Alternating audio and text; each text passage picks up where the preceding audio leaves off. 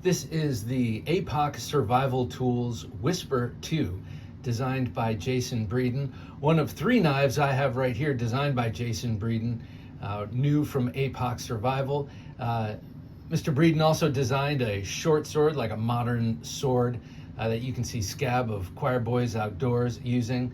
I don't have that one here, but these 3 are beauties and really unique, and obviously tipping the hat to old Japanese or traditional Japanese blades, and I really like them. This one is super smooth, super drop shutty, so if that's your thing, you're gonna love it.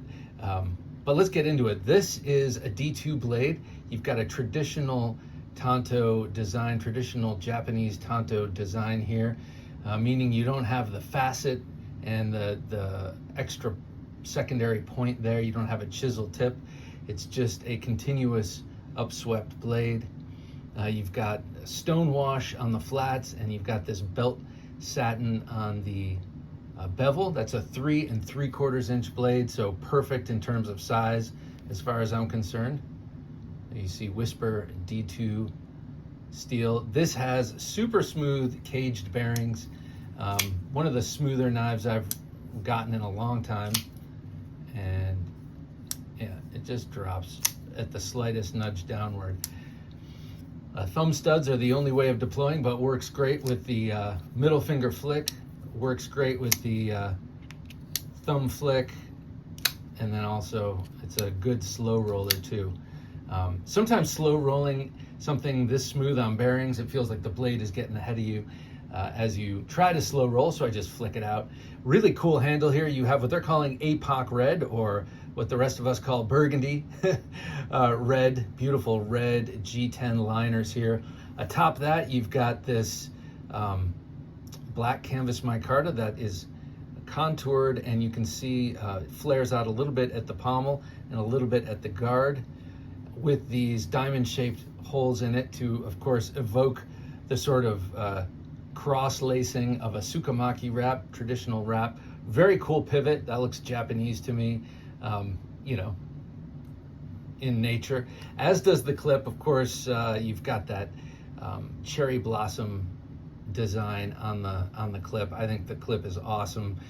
This knife I've been carrying since I received it. APOC Survival sent me these knives because, well, they know how much I like APOC Survival knives and thought I would appreciate these, which I do. This one I've been carrying a lot in the waistband, just incidentally at the appendix region.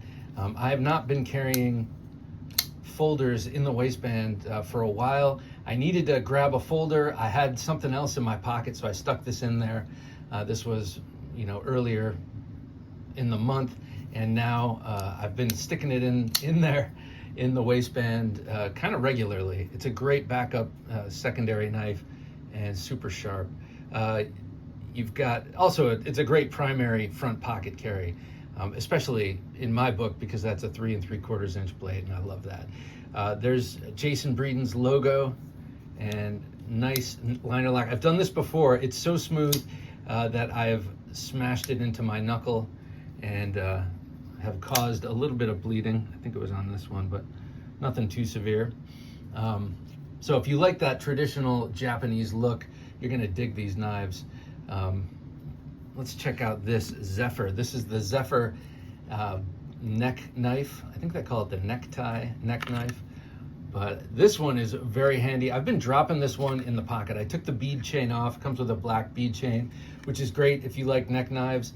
I like neck knives in theory, but in practice, there are only like 2 that I will actually carry as neck knives. The rest I usually put in the pocket, just drop straight in the pocket, or I'll put it in the waistband with the tether around one of my belt loops or around my belt. But this one has just been getting dropped in the pocket. That's kind of similar to how I explained how I put this in the waistband. I've just grabbed this and dropped this in the pocket on the go, and it comes in super handy. I've only really opened packages with it, to be honest, but great little blade. Also D2 blade steel, very good looking, and you can get a full 4-finger grip on this if you have medium-sized hands like I do. If you got big giant meat hooks, I'm sure it'll be 3 fingers for you, or 3.5. But a great little useful knife. If it is too small for your hands, of course, you got a nice generous lanyard hole here. You could put a little fob and get a better grip. But this is a true utility knife. This is the sort of knife you have on you because it's easy to carry, and then you just take it out and use it for whatever task you have, and it goes back. In other words, this is not my daily carry knife on the belt or around the neck. It's a drop in the pocket, grab and go kind of super handy little knife. And I'm not so sure you couldn't use this for defensive purposes. It is a knife after all, and it looks rather defensive to me, or defense oriented, not defensive. That's something else. But really comes in handy for various daily tasks. The one that I have not used is this one, and this is arguably the coolest. This is the Torrent, and something I like about this, after this review, I'm gonna remove this, but this is a removable belt loop. I'll remove it right now, actually. This is going to be doing duty in a room that my wife noticed we didn't have a knife in. I'll do that later. And one night she heard a helicopter that was kind of hovering near the house, and she was like, "We don't have a knife in this room. What if there's a criminal loose?" And I said, I like how you think. So this is going to be that defensive knife for that room.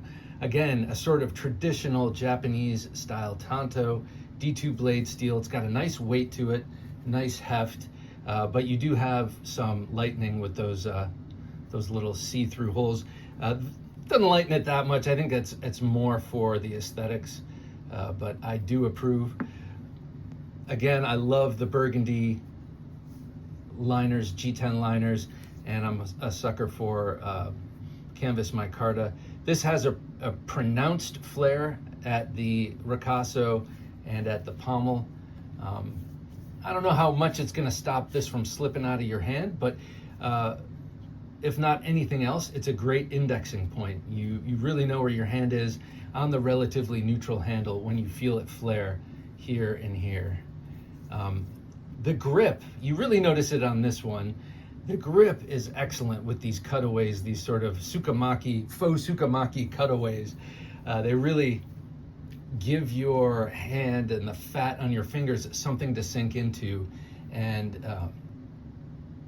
yeah, you totally resist twisting because of the sort of flatness of the handle, even though these are contoured, and then you have those holes. Really good grip on this. So to me, this is definitely a defensive knife, but you look at it, it's neutral enough. This could be used for anything. This could be an excellent hiking knife, I would imagine. You know, maybe you disagree. Maybe you're a top-notch hiker and I don't know what I'm talking about. It is D2 blade steel, so you might run into some, you know, rust issues or something like that if you were to carry this for extended periods in the bush. But I think with the design of the blade and with the type of grind you have here, this is a saber grind, flat saber grind. I think this would be great for all manner of tasks. Though for me, I like it because it looks kind of like a samurai knife. It looks like something a samurai might have stashed up their sleeve. Really good retention on this Kydex sheath here since I started it. Let's see, the belt loop just comes out like so, or as Emerald Lagasse used to say, like such. And you can put any sort of clip you want on this. I measured this before, 1.5 inches, so you could put a tech lock on there in any orientation or any other kind of clip. I like it just like this. So this is how it's gonna live stashed in that room I was telling you about. Probably the only room in the house that doesn't have a defensive knife within reach, no matter where you're sitting. I don't know how I let that pass through my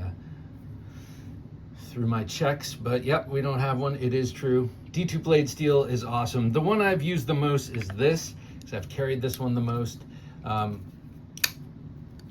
This one here I have used around this room to open up boxes. That's about it. This one I've used for food and boxes, and I think that's probably it. But super well-made knives. APOC makes some really excellent knives, and they've connected with some really great collaborators. Jason Breeden being one of them.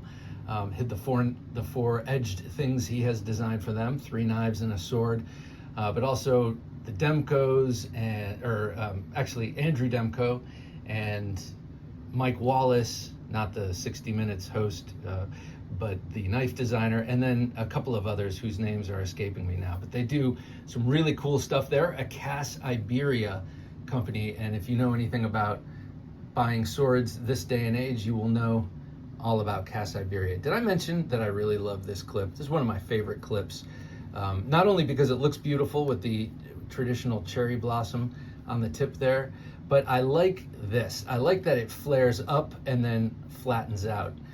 I have a habit of walking by my car too close, and I have scratched up more than once my door just glancing by it with a clip sticking out at an angle. So I really appreciate this. It also makes it easy to put in pockets that have thicker seams, like work pants. You can just kind of lift it up like that, slip it over, and then you've got plenty of room here. The clip has a slight cutout here, but that is to accommodate the swelling of the handle. It doesn't bury it 100% in there, but just barely sticking out. Flat screws, so that they made the right move there. And super, I know I keep jacking up the deployment of this, but it's a super easy knife to deploy and incredibly smooth. And actually, when I first got it, I had to make sure that it wasn't gonna open up on its own, because whenever I have something that has such an easy flowing, smooth pivot, I'm always worried that somehow it's gonna open up on me. And it takes a pretty, I'm gonna do this, see if I can do this under the camera, pretty substantial, yeah, there we go, oh no. Pretty substantial effort to open it up just by whipping it open. Look at that. I put a little nick in that blade doing that, but that's okay.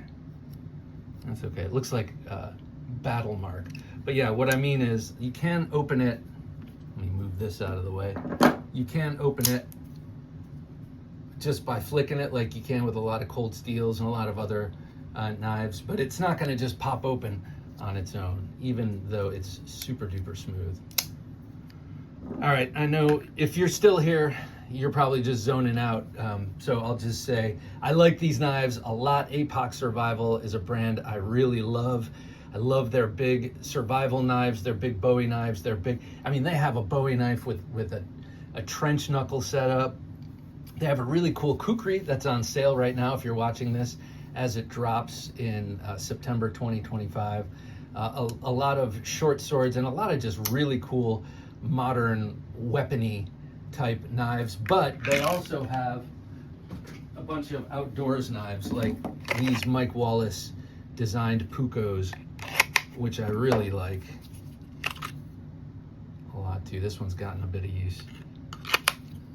So check them out over there at APOC Survival, and check out these Jason Breeden designed Japanese inspired knives. This is the Whisper 2, this is the Zephyr, like the magical wind, and this is the Torrent. All right, thanks for watching.